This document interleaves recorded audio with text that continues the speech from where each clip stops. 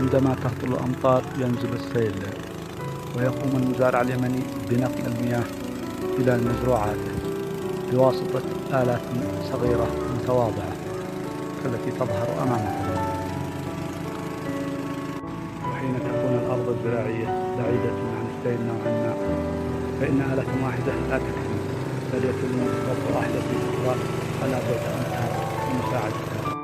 وبعد توصيل الآلتين ببعضهما لنقل المياه يتم مد أنابيب خاصة بتلك الآلات يتم بواسطتها نقل المياه من السيل إلى الأرض الزراعية، وبهذا يكون المزارع اليمني قد أوصل الماء إلى داخل الأرض الزراعية وريها بهذه الطريقة، وتسمى الطريقة التقليدية.